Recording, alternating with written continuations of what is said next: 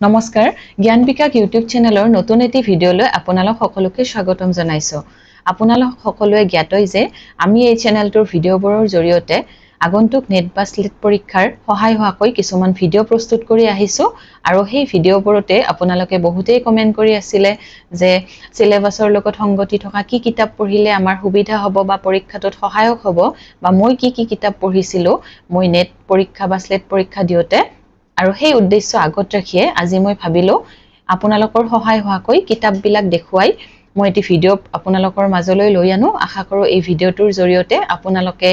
আপোনালোকৰ এই যাত্ৰাটো আগবঢ়াই নিয়াত অলপ হলেও সহায় লাভ কৰিব। তেনেহলে আহকচোন আমি আজি ভিডিঅ'টোৰ মাজলৈ আগবাঢ়ো। এতিয়া আমি কিতাপকেইখন দেখুৱাৰ আগতে মই যেহেতু নিজে এই পৰীক্ষাটোত উত্তীৰ্ণ হ'বলৈ সক্ষম হৈছো সেয়ে ভাবিলো মনৰ কথা দুটামান আপোনালোকৰ মাজতো শ্বেয়াৰ কৰো, কাৰণ পৰীক্ষাটো যেতিয়া যিকোনো পৰীক্ষা এটাই আমি দিওতে আমি সেই পৰীক্ষাত উত্তীৰ্ণ হোৱা ব্যক্তিৰ পৰা যেতিয়া কিছুমান কথা জানিব পাৰো তেতিয়া মনত কেতিয়াবা নিৰাশা আহিলেও আমাৰ মনত আৰু এটা আশাৰ ভাৱ আহে, কাৰণ নোৱাৰিম বুলি ভবা কথা এটা কোনোবাই অলপ উৎসাহ দিলে পৰা যেন ফিল হয়। আৰু সেয়ে ভাবিলো মোৰ জাৰ্নিটোত লাভ কৰা মোৰ যিখিনি সৰুবৰ অভিজ্ঞতা আছে সেইখিনি আপোনালোকৰ মাজলৈ শ্বেয়াৰ কৰো, যাতে আপোনালোকেও কিবা হলেও তাৰ পৰা মনত এটা পজিটিভিটি আনিব পাৰে। আৰু তাতেই মই কথাখিনি কোৱাৰ আগতে আপোনালোকক কওঁ যে ময়ো এবাৰতে নেট পোৱা নাছিলো আৰু আমাৰ বহুত ছাত্ৰ ছাত্ৰীয়ে ভাবে যে এবাৰতে নাপালে আমি কি একেবাৰে নিৰাশ হৈয়ে যাম নেকি, এবাৰ নহয় দুবাৰ তাৰ পিছৰবাৰ মই পাইছিলো আৰু পোৱাৰ পিছত যিটো এটা মনত আনন্দ বা সুখ লাভ কৰা যায় সেই আনন্দ কথাই সুকীয়া হয়। কাৰণ সেই পঢ়ি থকা সময়খিনি বা কোনো এটা কম্পিটিটিভ এক্সাম যেতিয়া দিব লগা হয় সেই সময়খিনি বহুতো সংঘাতৰ মাজেৰে আমি পাৰ কৰিব লগা হয় আৰু সেই সময়খিনিত যদি আমাৰ মনোবল নাথাকে তেতিয়া হলে ভাগৰি পৰা যায় বা নিৰাশাৰ মুখ দেখিবলৈ পোৱা যায়। আৰু এনেকে ভাবিব নালাগে যে প্ৰথমবাৰ দিছো দিওতে নাপালো আৰু দ্বিতীয়বাৰ আমি পৰীক্ষাটো নিদিও আমি লাজ পাওঁ বা মানুহে আমাক ৰিজাল্টৰ কথা সুধিলে আমি নপোৱা বুলি ক'লে বহু কথা আহি পৰে যে পোৱা নাই কিয়, কিন্তু মানুহেতো তাৰ আৰৰ কথাবিলাক নাজানে। আৰু আমাৰ অসমীয়া বিষয়টোৰ ছাত্ৰ ছাত্ৰীসকলৰ বিশেষভাৱে এইখিনিতে অসুবিধা আহে যে আমি ডিগ্ৰীৰ পৰা মাষ্টাৰ ডিগ্ৰীলৈ 5 বছৰ আমি অকল অসমীয়াখিনিয়ে আমি পঢ়ি থাকিব লাগে। তাৰ লগত যেহেতু আমাৰ নেট পৰীক্ষা বা স্লেটত আমাৰ কি আহে ফাৰ্ষ্ট পেপাৰ এখন থাকে অৰ্থাৎ জেনাৰেল পেপাৰ, সেইখনতে আমাৰ নম্বৰবিলাক কমি যায় আৰু বহুতৰে সেইটো অসুবিধাই মোক কমেন্টও বহুতে কৰে যে ফাৰ্ষ্ট পেপাৰখনৰ কাৰণে কেনেদৰে প্ৰস্তুতি চলাইছিল বা কি কৰিলে উপকৃত হ'ব পাৰি, কাৰণ সেই পেপাৰখনতে আমি পিছ পৰি ৰওঁ। আমাৰ নিজৰ পেপাৰখনত ডিগ্ৰীৰ পৰা যেহেতু বস্তুবিলাক পঢ়ি আহো বিষয়বিলাক অলপ হলেও আমাৰ সেইখিনিত জ্ঞান থাকে, কিন্তু প্ৰথম পেপাৰখনত যেহেতু মেথছৰ পৰা আৰম্ভ কৰি তাতেও আমি 10টা ইউনিট চাবলগীয়া হয়, সেয়ে তাত কিছু কথা আমাৰ খেলি মেলি লাগে বা আমি যদি উপযুক্ত ভাৱে বা এটা সঠিক লাইনত যাব নোৱাৰো সেই দিশত তেতিয়া হলে আমাৰ নম্বৰটো তাতেই কমি যায়। আৰু তেনেকে মোৰো সেই দুবাৰ যি দিছিলো তেতিয়া মানে ফাৰ্ষ্ট পেপাৰখনৰ কাৰণে ক্লিয়াৰ নহয় নেটটো আৰু বাৰে বাৰে নিৰাশা হৈ থকাৰ পিছতো মই ভাবিছিলো যে হয়তো মোৰ জীৱনত সঠিক সময় অহা নাই, এই কাৰণে মই পৰীক্ষাটোত উত্তীৰ্ণ হ'ব পৰা নাই আৰু মই পিছত আৰু দিয়াৰ চেষ্টা কৰিছিলো বা যিখিনি কষ্ট কৰিবলগীয়া হৈছিল সেইখিনি মই কৰিছিলো। আৰু ভগৱানৰ কৃপাত 2023 চনত মই নেট একেটা বছৰতে নেট পৰীক্ষাত উত্তীৰ্ণ হৈছিলো, তাৰ পিছত সেই বছৰতে স্লেট পৰীক্ষাও দিছিলো, সেইটোতো মই উত্তীৰ্ণ হৈছিলো। লগতে মই সেই বছৰতে বিএডতো এন্ট্ৰেন্স দি সিট পাবলৈ সক্ষম হৈছিলো। আৰু তেতিয়া ভাবিছিলো যে তেতিয়াই যদি মই বাদ দি দিলো হয় যে পঢ়া নাই বা মোৰ দ্বাৰা নহব, হয়তো মই এইখিনি আপোনালোকৰ মাজলৈ যে আজি এনেদৰে ভিডিঅ' আকাৰে মই নিজৰ অভিজ্ঞতাখিনি প্ৰকাশ কৰিব পাৰিছো সেই দিনটো মোৰ জীৱনলৈ নাহিলেহেঁতেন। আজি আপোনালোকৰ দৰে মোৰ জীৱনৰো এটি বিশেষ দিন, কাৰণ এনেকুৱা দিন আহিব বুলি মই ভবা নাছিলো, কিন্তু সেইখিনি যে ভগৱানে দিছে তাত মই যথেষ্ট সুখী হৈছো। আৰু সেয়ে ভাবিলো আপোনালোকেও নিৰাশ নহয়, কাৰণ কি হয় পৰীক্ষা যেতিয়া আমি প্ৰথমবাৰ দিব যাওঁ বহুতে ভাবে প্ৰস্তুতি হোৱা নাই, বহুতকে সোধাও যায় এইবাৰ নেট দিবানে, তেতিয়া কয় কি পঢ়া হোৱা নাই পিছলৈ দিম। কিন্তু পৰীক্ষাত দিলে কি হয় আমি যেতিয়া প্ৰশ্ন কাকতখন চাওঁ তেতিয়া আমাৰ মনত কি আহে প্ৰশ্নবিলাকনো কেনেকুৱা আহে, কোনটো চেপ্টাৰৰ পৰা কিমানখিনি প্ৰশ্ন আহে সেইখিনি কথা অন্তত আমি জানিব পাৰো, অৰ্থাৎ প্ৰশ্নবিলাকৰ লগত চিনাকি হোৱাটো আমাৰ অতি গুৰুত্বপূৰ্ণ কথা। সেয়ে আমি কি কৰিব লাগে দিয়াৰ পৰীক্ষাটো দি উঠি এটা নতুন অভিজ্ঞতা পোৱা বুলি মনতে এটা শান্তি ল'ব লাগে আৰু নেক্সট বাৰ সেইখিনি অভিজ্ঞতা লৈয়ে পুনৰ হাজু হ'ব লাগে আৰু আপোনালোকৰ মাজত ইয়াতে মই দেখাব পাৰো যে এতিয়া চাব এই প্ৰশ্ন কাকতখন মই স্লেট পৰীক্ষা দিওতে মোৰ তাত আছিলে ইয়াতে 2023 চনত মই দিছিলো আৰু সেইখন পোৱাৰ কাৰণে কি হয় প্ৰশ্নবিলাক কেনেকৈ আহে যেহেতু নেটত অনলাইন হয় কাৰণে প্ৰশ্নবিলাক মই এনেকৈ আপোনালোকৰ মাজলৈ লৈ আনিব পৰা নাই কিন্তু ইয়াতে কি আহে আমাৰ কোনবিলাক প্ৰশ্ন আছে কোনবিলাক বিষয় আমাৰ প্ৰয়োজনীয় বা উক্তি যুক্তিৰ পৰানো কি প্ৰশ্ন আহিছে সেইখিনি অন্তত আমি কোৱেশ্চন পেপাৰ এখন চালে সেই ধাৰণাটো আমি লাভ কৰিব পাৰো হেয়ে কি হয় পৰীক্ষাটো দিয়াৰ আগতে প্ৰিভিয়াস ইয়াৰৰ যিখিনি কোৱেশ্চন সেইখিনি আমি চাই ল'ব লাগে যাতে আমি কিতাপটো পঢ়িলে বা কিতাপখন পঢ়িলে বা সিলেবাসটোৰ লগত সংগতি ৰাখি আমি সেইখিনি কথা উপলব্ধি কৰিব পাৰো যে আমি সঠিক দিশেৰে গৈ আছুনে নাই অকল পঢ়িলেইতো নহব যে বিষয়বিলাকৰ লগত লিংক থকা কথাবিলাক আমি পঢ়ি আছুনে নাই সেইখিনি কথাও আমি যেহেতু এটা নিৰ্দিষ্ট সময়ৰ ভিতৰত পঢ়িব লাগিব সেইখিনি কথা আমি লক্ষ্য ৰাখিব লাগিব আৰু তাৰ বাবে আমি প্ৰথমে কি কৰিব লাগিব প্ৰথমতে আমাৰ কাম হল এই পৰীক্ষাটো দিয়াৰ আৰম্ভণিতে আমি যিকোনো পৰীক্ষাতে আমি সিলেবাসটো আমি উলিয়াই ল'ব লাগিব আৰু সিলেবাসটো ইয়াতে প্ৰথম মই ভিডিও আছে আমাৰ জ্ঞান বিকাশ ইউটিউব চেনেলটোত যে তাতে ফাৰ্স্ট পেপাৰখনৰ কেনেকুৱা সিলেবাস আছিল আৰু আপোনালোকে যদি বিচাৰে ফাৰ্স্ট পেপাৰখনৰ ওপৰতো মই কেনেদৰে প্ৰস্তুতি চলাইছিলো তাৰ ওপৰতো মই এটি ভিডিও আপোনালোকৰ মাজলৈ লৈ আনিম কাৰণ একেটা ভিডিওতে গোটেইখিনি কথা কলে দীঘলীয়া হৈ যায় ভিডিওটো হেই আজি ভাবিলো আমাৰ দ্বিতীয় কাকতখনৰ ভিডিও অৰ্থাৎ কিতাপখিনিয়ে মই আপোনালোকৰ মাজলৈ দেখাও এতিয়া সিলেবাসটোত আমি প্ৰথমতে কি পাম নেট আৰু স্লেটৰ যেহেতু সিলেবাস একে গতিকে ইয়াতে প্ৰথম ইউনিটটোতে আমাৰ আছে যে অসমীয়া লোক সাহিত্য আৰু এইখিনি কথা আমি ডিগ্ৰী থকাৰ পৰাই পঢ়ি আহিছো যে ইয়াতে কি আছে যে অসমীয়া লোক সাহিত্যৰ প্ৰকাৰ আৰু বৈশিষ্ট্য আছে মালিতা ফুলকৌৰৰ গীত মণিকৌৰৰ গীত জনাগাভৰুৰ গীত বদন বৰফুকনৰ গীত কন্যা বাৰমাহী গীত আৰু তৃতীয়তে আছে অসমীয়া লোকগীত তাৰ ভিতৰত আইনাম অমলা গীত বিয়ানাম বিহুনাম গোৱালপৰীয়া লোকগীত আৰু চতুৰ্থতে আছে সাধু কথা ফকৰা যোজনা প্ৰবাদ প্ৰবচন এইখিনি কথা আমাৰ ভিডিওত আছে চেনেলটোত কিন্তু তথাপিও বহুতে সুধি আছিল কাৰণে মই কওঁ এইখিনি আমি কিতাপ পাম ইয়াতে এইখন কিতাপ আছে অসমীয়া লোক সাহিত্যৰ ৰূপৰেখা ডক্টৰ লীলা গগৈ ছাৰৰ আৰু এই কিতাপখনতে আমি লোক সংস্কৃতিৰ লগত জড়িত যি ইয়াতে লোক সাহিত্য বুলি প্ৰথম ইউনিটটো আছে তাৰ পিছত ইয়াতে চাব আমি ঠাই নাম পালো দেহ বিচাৰৰ গীত ইয়াতে যিখিনি আমি ইউনিটটোত আছিল তাৰ বহু সংখ্যক বিষয়ে ইয়াতে আছে আৰু এইখন চাব পাৰে ইয়াতে ফুলকৌৰৰ গীত মণিকৌৰৰ গীত সাধু কথাৰ বিষয়েও ইয়াতে আছে গতিকে এইখন কিতাপ আপোনালোকে ল'ব পাৰে আৰু বহুতৰে হাতত হয়তো আছেয়ে তাৰ লগতে আৰু নেট পৰীক্ষাটো দিয়াতে প্ৰথমতে আপোনালোকে যদি আজি একেবাৰে নতুনকে মানে আৰম্ভণি কৰিব বিচাৰে তেনেহলে প্ৰথম কামটো হ'ব যে আমাৰ এইখন মোৰ তাত ডিগ্ৰীৰ পৰাই আছে পঢ়তে সমীক্ষাত্মক ইতিবৃত্ত যিখন কিতাপ অসমীয়া সাহিত্যৰ সমীক্ষাত্মক ইতিবৃত্ত এইখনে একে কিতাপ আৰু এইখনত কি আছে এইখনৰ পৰা আপোনালোকে আৰম্ভণিটো কৰক যে ইয়াতে কি আছে চেপ্টাৰ আমি চাম যে অসমীয়া ভাষাৰ উৎপত্তি সাহিত্যৰ যুগ বিভাগৰ কথাখিনিও পাম লোক সাহিত্যৰ যিখিনি কথা ইয়াতে ফাৰ্স্ট চেপ্টাৰটোত যিখিনি আছে তাৰ পিছত চৰ্যাপদ ইয়াতে গোটেইখিনি কথাই এইখন কিতাপত আছে প্ৰথম কামটো কি হল ইয়াতে প্ৰথম ইউনিট কেইটাৰ আপোনালোকে কি কৰিব পঢ়ি লৈ ইয়াতে মোৰ এইখন কিতাপত দেখালে ভালকে বুজি পাব কি কৰিছিলো যেনে প্ৰথম চেপ্টাৰটো আমি পঢ়িম অসমীয়া ভাষাৰ উৎপত্তি আৰু সাহিত্যৰ যুগ বিভাগ ইয়াৰ পৰা প্ৰশ্ন আহে আপোনালোকে জানেয়ে গতিকে ইয়াৰে প্ৰত্যেকটো চেপ্টাৰে আপোনালোকে পঢ়ি যিকেইটা মানে লাইন আপোনালোকে ভাবে যে গুৰুত্বপূৰ্ণ যে সেইকেইটা তেনেকে চিন দি নিজে নোটছ বনাই ল'ব পাৰে আৰু কিতাপখনত দেখিছেয়ে কিমানখিনি পঢ়িছিলো আৰু তাৰ পৰাই নোটছ বিলাক আমি বনাই লওঁ আৰু তাৰ পিছত এনেকে প্ৰথম চেপ্টাৰটো তাৰ পিছত দ্বিতীয় চেপ্টাৰটোতো এনেকে নোটছখিনি বনাই লৈ প্ৰথম যদি আপোনালোকে আৰম্ভণি কৰিব পাৰে এইখনৰ পৰা আৰম্ভণি কৰিলে সহজ পাব আৰু এইখন অতি প্ৰয়োজনীয় কিতাপ এই পৰীক্ষাটোৰ বাবে অসমীয়া সাহিত্যৰ সমীক্ষাত্মক ইতিবৃত্ত ডক্টৰ হৈতেন্দ্ৰনাথ শৰ্মাৰ তে এইখন গল এতিয়া আমি তাৰ লগতে সংগতি থকা আৰু এখন কিতাপ আছে এইখনতো আমি ডিগ্ৰী থাকতে পঢ়িছিলো আৰু ইয়াতে মই এটা কথা কৈ দিও যে কিতাপ বিলাকত কি কৰিব যেহেতু আমাৰ এই পৰীক্ষাটোত প্ৰকাশৰ চন বিলাক আহে যদি পাৰে কিতাপৰ প্ৰথম পেজটোত চন বিলাক লিখি থব কাৰণ কি কেতিয়াবা ভিতৰৰ বিষয় নাচালেও সন্মুখত যেতিয়া চনটো দেখি থাকিম তেতিয়াও আমাৰ কি মনত থাকি যায় এইখনৰ চনটো হৈছিল প্ৰকাশৰ চন এইখন কিতাপখন আছিল অসমীয়া সাহিত্যৰ দৃষ্টিপাত ডক্টৰ হেমন্ত কুমাৰ শৰ্মা আৰু এইখন কিতাপো মই পঢ়িছিলো ডিগ্ৰীত থাকতে যেতিয়া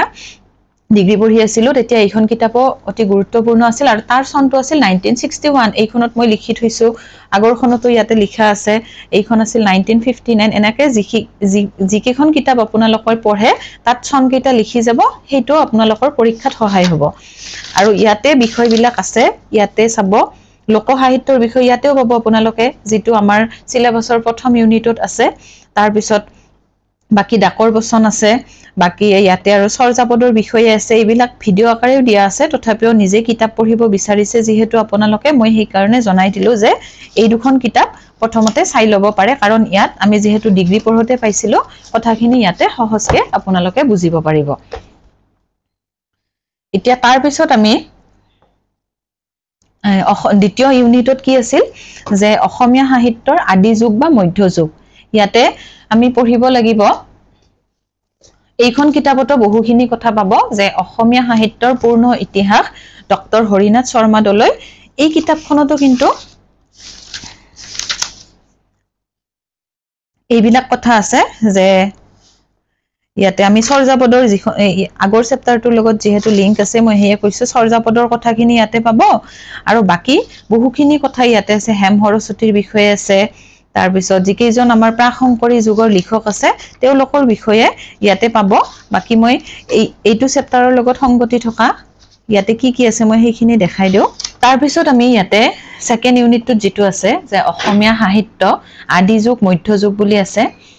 আদি যুগৰ সাহিত্যৰ ভিতৰত আছে চৰ্যাপদ শ্ৰীকৃষ্ণ কীৰ্তন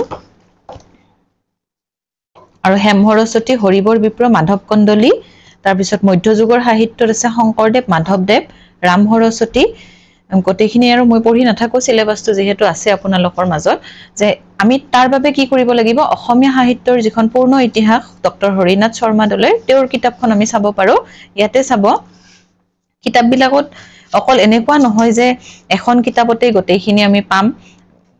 এইখন কিতাপতো এইখিনি বিষয় আছে বেলেগ বিলাকতো কিছুমান একে বিষয় থাকে হয়তো লিখাৰ ধৰণটো অলপ বেলেগ হেয়ে এনেকুৱা নহয় যে গটেকিখন কিতাপৰ মাজতে এনে ডাইৰেক্ট আমি বস্তুবিলাক পাম আমি মিলাই লৈ সিলেবাসটো চাই সূচীপত্ৰখন মিলাই ল'ব লাগিব কিতাপখন কিনাৰ সময়ত আৰু তেতিয়া আপোনালোকে নিজেই বুজিব পাৰিব যে কোনখন কিতাপ আমাৰ এই চেপ্টাৰটোৰ কাৰণে সহায় হ'ব গতিকে ইয়াতে মই দেখাই দিছো যে হেম সৰস্বতীৰ বিষয়ে আছে বাকি হৰিবৰ বিপ্ৰ কবিৰত্ন সৰস্বতী তেওঁলোকৰ বিষয়ে আছে আৰু লগতে আছে ইয়াতে মধ্যযুগৰ সাহিত্যত যি আছিল যে শংকৰদেৱৰ বিষয়ে আছে মাধৱদেৱ আছে তাৰ পিছত অনন্ত কন্দলী ৰাম সৰস্বতী তেওঁলোকৰ বিষয়ে এই কিতাপখনত আমি পাম বহুখিনি তথ্য ইয়াতে আছে আৰু বাকি ইয়াতে আৰু এইখিনি কথাই সেই একেখন কিতাপ নহয় এইখন বেলেগ কিতাপ অৰ্থাৎ যি কলো মই সমীক্ষাত্মক ইতিবৃত্ত হেয়ে আপোনালোকক প্ৰথমতে এইখন পঢ়িব দিছো কাৰণ এইখনত পঢ়িলে বুজি পাব যে বস্তুবিলাক কেনেকে থাকে এতিয়া ইয়াতেও সেই একেখিনি কথাই আছে যে ইয়াতেও চাব পাৰিব শংকৰদেৱৰ বিষয়ে ইয়াতেও আছে অৰ্থাৎ বৈষ্ণৱ সাহিত্যৰ শংকৰী যুগটোৰ অৰ্থাৎ শংকৰদেৱৰ বিষয়ে পাম তাৰ পিছত মাধৱদেৱ ৰাম সৰস্বতী অনন্ত কন্দলী তেওঁলোকৰ বিষয়েও আছে আৰু এইখিনি কথাও ইয়াতে আছে যে আদি যুগৰ সাহিত্যৰ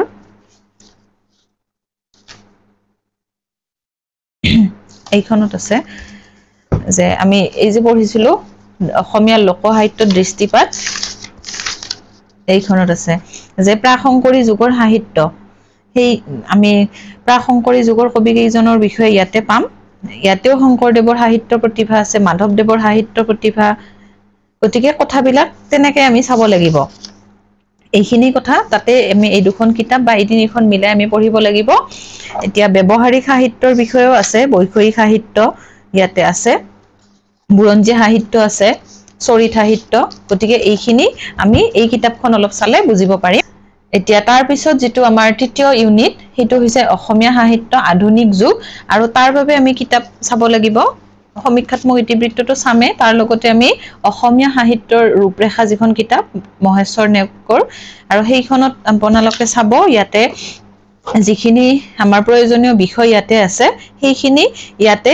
এই কিতাপখনত পাব যে আধুনিক অসমীয়া যুগৰ যিখিনি কথা মিছনেৰীৰ অৱদান বা ৰোমান্টিক সাহিত্য সেইখিনি কথা ইয়াতে আছে আৰু ইয়াতে ইয়াৰ ভিডিওটোৰ মাজতে মই এই কথাটো কৈ থওঁ কাৰণ কি ভিডিওটোৰ জৰিয়তে যদি মই গোটেই কিতাপ কেইখনৰ ভিতৰৰ সূচীপত্ৰত থকা বিষয়বোৰ দেখুৱাব যাওঁ ভিডিওটো যথেষ্ট দীঘলীয়া হ'ব সেয়ে মই ভাবিছো যিখিনি কিতাপ মই পঢ়িছিলো যিকেইখন কিতাপে সহায় কৰিছিল মই নামকিটা অকল আজি ভিডিওটোৰ জৰিয়তে প্ৰথমখিনিটো দেখুৱালৈ আৰু বাকি যি পঢ়িছিলো সেইখিনি ইয়াতে কিতাপ কেইখন দেখুৱাই যাওঁ আৰু যদি আপোনালোকক প্ৰয়োজন বুলিও ভাবে যে প্ৰয়োজনীয় বিষয় কিছুমান আপোনালোকক মাজত অৰ্থাৎ কিতাপৰ সূচীপত্ৰটো দেখুৱাই দিব লাগে তেনেহলে জনাব কমেন্টৰ জৰিয়তে তেতিয়া মই আৰু এটি বেলেগকে ভিডিও প্ৰস্তুত কৰি আপোনালোকৰ মাজলৈ লৈ আনিম গতিকে তৃতীয় ইউনিটটোৰ কাৰণে আমি এইখন কিতাপ পঢ়িম যে অসমীয়া সাহিত্যৰ ৰূপৰেখা এতিয়া আমাৰ চতুৰ্থ ইউনিটত আছে অসমীয়া সংস্কৃতি আৰু অসমীয়া সংস্কৃতিৰ কাৰণে মই পঢ়িছিলো ইয়াতে যেহেতু গীত নৃত্য বাদ্য অভিনয় এইবিলাকৰ কথা আছে ইসলামীয় উপাদানৰ বিষয় আছে অসমীয়া সংস্কৃতিৰ বিৱৰ্তন বুলি এটা চেপ্টাৰ আছে আৰু হেয়ে ইয়াতে প্ৰথম আছে আমি যেহেতু সংস্কৃতিৰ কথা পঢ়িম এইখন কিতাপ চাব পাৰে অসমীয়া সাহিত্য আৰু সংস্কৃতিৰ ৰূপৰেখা ডক্টৰ প্ৰফুল্ল কুমাৰ নাথ তেওঁৰ কিতাপ এইখন আৰু তাৰ পিছত আৰু আছে কিতাপ আৰু তাৰ লগতে সংগতি থকা এখন কিতাপ হৈছে অসমৰ সংস্কৃতি ডক্টৰ লীলা গগৈ তেওঁৰ বিষয়ে তেওঁ লিখা এই কিতাপখনৰ বিষয়বিলাক আছে আপোনালোকে সেই ইউনিটটোৰ সহায় হোৱাকৈ এইখন কিতাপো চাব পাৰে এতিয়া আমি পঞ্চম ইউনিটটোত যি আছে অসমৰ নিগ্ৰষ্টি আৰু জনজাতীয় সংস্কৃতি তাতেও নিগ্ৰষ্টিৰ বিষয়ে বড়ো ৰাভা মিচিং খামতি ইয়াতে মই যেটো আমাৰ চেনেলত ভিডিও আছে মই ইয়াৰ এইটো চেপ্টাৰৰ ওপৰত ভিডিও বনাইছিলো 4 আৰু 5 নম্বৰটো তাতেও কিতাপৰ বিষয় আছে আপোনালোকে তাতেও চাই ল'ব পাৰে তাৰ উপৰি এইকিখন কিতাপৰ মাজতে এইকেইটা চেপ্টাৰৰ কোনোবাখন কিতাপত আছে যেহেতু মই ভিডিওটোৰ মাজলৈ আৰু দীঘলীয়া নকৰো হেয়ে পিছত আৰু লাগিলে দেখাম এতিয়া আমি 6 নম্বৰ ইউনিটটোত যেটো আছে সাহিত্য তত্ত্ব প্ৰাচ্য ৰসৰ প্ৰকাৰ ছন্দ বা ছন্দৰীতি অলংকাৰ শব্দ অলংকাৰ আৰু অৰ্থ অলংকাৰ তাৰ বাবে মই সাহিত্য তত্ত্ব এখন কিতাপ আছিল তাৰ বিষয়ে মই সাহিত্য তত্ত্বৰ মনোৰঞ্জন শাস্ত্ৰীৰ যিখন কিতাপ সাহিত্য দৰ্শন সেইখনৰ পৰা কিছু কথা পঢ়িছিলো আৰু এখন কিতাপ আছে সেইখন মোৰ হাতত এতিয়া নাই মই পিছত আপোনালোকক ভিডিওৰ জৰিয়তে সেইখনৰ কথা জনাম গতিকে অলংকাৰ শব্দ অলংকাৰ আৰু অৰ্থ অলংকাৰৰ বিষয়খিনি মই তাৰ পৰা পঢ়িছিলো এতিয়া আমি পাশ্চাত্যৰ যিখিনি কথা 7 নম্বৰ ইউনিটটোত আছে কবিতা নাটক চুটি গল্প সেইখিনি সাহিত্য সমালোচনা যিখন এখন কিতাপ শ্ৰী ত্ৰৈলোক্যনাথ গোস্বামী ছাৰৰ এতিয়া তাত আমি পাম ইয়াতে নাটকৰ বিষয়ে আছে চুটি গল্পৰ বিষয়ে আছে উপন্যাসৰ বিষয়ে আছে আধুনিক সাহিত্যৰ কিছুমান কথা ইয়াতে আছে গতিকে এই কিতাপখন চালে তাৰ বিষয়ে অৰ্থাৎ সেই চেপ্টাৰটোৰ বিষয়ে কিছু ধাৰণা লাভ কৰিব পাৰিব এইখন কিতাপো চাব পাৰে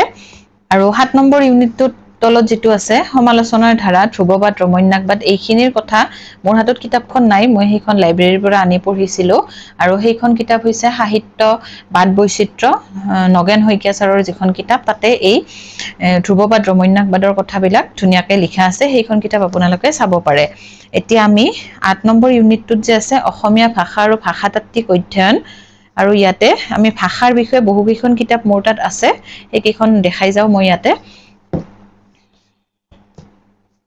প্ৰথমতেতো ইয়াতে ডিগ্ৰী থাকতে আমি পঢ়িছিলো অসমীয়া ভাষাৰ ব্যাকৰণত এইখন চাব পাৰে আৰু লগতে এইকেইখন ভাষাৰ বিষয়ে আধুনিক ভাৰতীয় আৰ্য ভাষা তাৰ পিছত অসমীয়া ভাষাৰ ইতিহাস ডক্টৰ ৰমেশ পাঠক এইখন কিতাপ চাব পাৰে তাৰ পিছত অসমীয়া ভাষাৰ উদ্ভৱ সমৃদ্ধি আৰু বিকাশ এইখন কিতাপ ইয়াতে অসমীয়া ভাষাৰ ইতিহাস বুলি যিখন কিতাপ আছে সেইখনতো কিছু কথা আছে সেইখনো চাব পাৰে আৰু এইখন কিতাপ এইকিখন আমি ডিগ্ৰীত থাকতেই পঢ়িছিলো যে পৃথিৱীৰ বিভিন্ন ভাষা ডক্টৰ নগেন ঠাকুৰ আৰু ভাষা বিজ্ঞানৰ ভূমিকা ডক্টৰ ৰমেশ পাঠক ইয়াতেও ভাষাৰ লগত জড়িত বহুখিনি কথাই পৰীক্ষাত যেনে ধৰণে আহে তেনেকুৱা ধৰণে আছে চাব পাৰে এই দুখন কিতাপো আৰু লগতে আছে অসমীয়া ব্যাকৰণৰ মৌলিক বিচাৰ গোলক চন্দ্ৰ গোস্বামী তাৰ পিছত এইখন এখন প্ৰয়োজনীয় কিতাপ ভাষা বিজ্ঞান উপক্ৰমণিকা ডক্টৰ অপৰ্ণা কোঁৱৰ এইখনতো ভাষাৰ লগত জড়িত বহুখিনি বিষয় ইয়াতে আছে মই আৰু ভিতৰৰ ফালে দেখুৱাই নাযাওঁ গতিকে এইখনো চাব পাৰে আৰু তাৰ উপৰিও ইয়াতে আছে অসমীয়া ভাষাৰ ৰূপতত্ত্ব লীলাৱতী শইকীয়া বৰা এইখন কিতাপতো বহুখিনি কথা আপোনালোকে পাব গতিকে পাৰিলে এইখন কিতাপো চাই ল'ব আৰু ইয়াৰ মাজতে মই কওঁ কিতাপবিলাক কিনাৰ আগতে সিলেবাসটো লৈ যাব কাৰণ সিলেবাসটোৰ লগত সংগতি থাকিলেহে কামত আহিব আৰু মই যিমানখিনি পাৰো টপিকবিলাক থকা কিতাপ কেইখনে দেখাইছো তাৰ মাজতে হয়তো কিবা কথাত অলপ ওলটপালট হ'বও পাৰে তাৰ বাবে ক্ষমাপ্ৰাৰ্থী আৰু এতিয়া আমি আমাৰ লিপিৰ বিষয়ে সেই ইউনিটটোতে আছে যে অসমীয়া লিপি আৰু অসমীয়া ব্যাকৰণ আৰু অভিধান তত্ত্ব এতিয়া লিপিৰ বিষয়ে ইয়াতে পঢ়িছিলো এইখন কিতাপ বিশ্বলিপিৰ ভূমিকা ডক্টৰ নাৰায়ণ দাস এইখন কিতাপ চাব পাৰে লগতে আৰু এখন কিতাপ আছে অসমীয়া লিপি ডক্টৰ উপেন্দ্ৰনাথ গোস্বামী ইয়াতেও লিপিৰ বিষয়ে বহুখিনি কথা আপোনালোকে পাব গতিকে এই দুখন কিতাপ লিপিৰ বিষয়ে চাব পাৰে আৰু তাৰ উপৰিও হয়তো মই নপঢ়া বহু কিতাপ থাকিব পাৰে মই হেতু নকওঁ যে এই দুখন পঢ়িলে আপোনালোকৰ পৰীক্ষাত সহায় হ'ব মই যি কেইখন পঢ়িছিলো মই হেতুহে দেখাইছো আৰু অসমীয়া ব্যাকৰণ আৰু অভিধান তত্ত্বৰ ক্ষেত্ৰত মই এইখন কিতাপ চাইছিলো যে অভিধান তত্ত্ব ডক্টৰ অপৰ্ণা কোঁৱৰ এইখন কিতাপত কিছু বিষয় আছে গতিকে এই কেইখন কিতাপ এই ইউনিটটোৰ কাৰণে চাব পাৰে আৰু ভাষাৰ ক্ষেত্ৰত আগতে হয়তো মই কিতাপত দেখাইছোৱে যে অসমৰ ভাষা অধ্যয়নৰ ইতিহাস আৰু অসমৰ ভাষাসমূহৰ পৰিচয় এইটোত ভিডিও মোৰ দিয়া আছে এই ভিডিওটোত চালে আপোনালোকে কিতাপৰ নামবিলাক তাত পাব মই আৰু এই ভিডিওটোত কৈ নাথাকো গতিকে সেই ইউনিটটোৰ কাৰণে সেই ভিডিওটোত গৈ চাব পাৰিব তাৰ পিছত আমি আপোনালোকে এই 9 নম্বৰ ইউনিটটো তাতে চাই ল'ব ভাষাৰ বিষয়ে আৰু তুলনামূলক সাহিত্য আৰু অনুবাদ যেটো আমাৰ 10 নম্বৰ ইউনিট তাৰ বিষয়ে মই ভিডিও প্ৰস্তুত কৰিম আগন্তুক দিনত কিন্তু কিতাপ দেখুৱাব যেহেতু দিছে মই কিতাপ দেখুৱাও যে ইয়াতে তুলনামূলক ভাৰতীয় সাহিত্য ডক্টৰ নিৰাজনা মহন্ত বেজবৰুৱা তেওঁৰ যিখন কিতাপ সেইখন চাব পাৰে আৰু লগতে তুলনামূলক সাহিত্য দিলীপ বৰা তেওঁৰ এখন কিতাপ আছে সেইখন কিতাপ এই অৰ্থাৎ এই 10 নম্বৰ ইউনিটটোৰ কাৰণে চাব পাৰে আৰু বাকি তাৰ উপৰিও কিবা বিশেষভাৱে চাব লগা থাকিলে মই ভিডিও আকাৰে প্ৰস্তুত কৰিমে গতিকে এইখিনি 10 নম্বৰ ইউনিটটোৰ কাৰণে আপোনালোকে চালে নিশ্চয়কৈ উপকৃত হ'ব পাৰিব তাৰ মাজতে আৰু উপভাষাৰ এটা গোট আছিল মই ইয়াতে 10 নম্বৰ ইউনিটটোৰ কাৰণে একটু খবৰ হৈ গল অনুবাদৰ যি বিষয় আছে অনুবাদ তত্ত্ব আৰু প্ৰকাৰ অনুবাদ অসমীয়া অনুবাদ সাহিত্যৰ পৰিচয় তাৰ বাবে এইখন কিতাপ চাব পাৰে অনুবাদ অধ্যয়ন তত্ত্ব আৰু প্ৰয়োগ ডক্টৰ মদন শৰ্মা এইখন কিতাপতো প্ৰয়োজনীয় তথ্যখিনি পাব আৰু তাৰ উপৰি উপভাষাৰ যেহেতু এটা ইউনিট আমাৰ আছিল সাব ইউনিট ইয়াতে গতিকে তাৰ বাবে অসমীয়া ভাষাৰ উপভাষা মোৰ কোতে ৰৈ গল এইখন কিতাপৰ কথা সম্পাদনা কৰিছিল দীপ্তি ফুকন পাটগিৰি বাইদেৱে গতিকে এইখন কিতাপো আপোনালোকৰ পৰীক্ষাৰ বাবে উপযোগী গতিকে চাব পাৰে তেনেহলে আজি মই এই ভিডিওটোৰ জৰিয়তে আপোনালোকে কেনে পাইছে নাজানো যিকেইখন কিতাপ পঢ়িছিলো সেইকেইখন কিতাপৰ বিষয়ে জনালো আৰু সেই কিতাপ কেইখন পঢ়িয়ে মই আপোনালোকক যে ভিডিও দি থাকো এনেকুৱা নোটস বনাইছিলো এই নোটস বিলাকত এনেকৈ লিখি লৈছিলো হে দেখালো কাৰণ আপোনালোকে এটা আইডিয়া পাব যে প্ৰথমতে ইয়াতে সিলেবাসটো মই লিখি লৈছিলো লিখি লৈ প্ৰথম মই চৰ্যাপদৰ পৰা আৰম্ভ কৰিছিলো সমীক্ষাত্মক ইতিবৃত্তখন পঢ়ি তাত যি তথ্য পাইছিল এনেকৈ লিখিছো প্ৰতিটো ইউনিটৰে মতত ইয়াতে লিখা আছে এইখন আছে লগতে ইয়াতে কবিতাৰ বিষয়ে মহাকাব্য নাটক যি এইবিলাক আমাৰ সাহিত্য তত্ত্ব ইউনিট নম্বৰ 7ত যি আছে পাশ্চাত্য সাহিত্যৰ আপোনালোকক ভিডিও লাগিলে মোক জনাব কোনটো বিষয়ৰ বিষয়ে আপোনালোকে জানিব বিচাৰে গতিকে এনেকৈ ভিডিও নোটস বিলাক বনাই ল'ব যিখিনি পাৰে মোৰ তাত এইখিনি নোটস বনোৱা আছিল আৰু ইয়াতে কিছুমান লাইনো মই লিখি থৈ দিছিলো যে চেষ্টাৰ অসাধ্য একোৱেই নাই মই মোৰ লক্ষ্যত উপনীত হ'বই লাগিব আৰু কিমানখিনি পাৰিছো নাজানো কিন্তু পৰীক্ষাটোৰ বাবে যথেষ্টখিনি কষ্ট কৰিছিলো আৰু কষ্টৰ ফলটো পাইছো আৰু হেয়ে ভাবিলো মই যেহেতু পঢ়তে অসুবিধাৰ সন্মুখীন হৈছিলো কাৰণ আমাৰ অসমীয়া বিষয়ত ইউটিউবত তেনে ধৰণৰ কোনো চেনেল নাছিলে যে নেট পৰীক্ষা বা স্লেট পৰীক্ষাৰ বাবে অসমীয়াত কেনেদৰে প্ৰস্তুতি চলাম আমি বেলেগ বিষয়বিলাকৰ বিভিন্ন ধৰণৰ ইউটিউব চেনেল আছে হেতুত মই নকও অৰ্থাৎ ফাৰ্স্ট পেপাৰখনৰো আপোনালোকে বহুখিনি পাব কিন্তু অসমীয়া যেহেতু তেনেকুৱা অভাৱ এটা অনুভৱ কৰিছিলো আৰু সেই উদ্দেশ্যটো আগত ৰাখিয়ে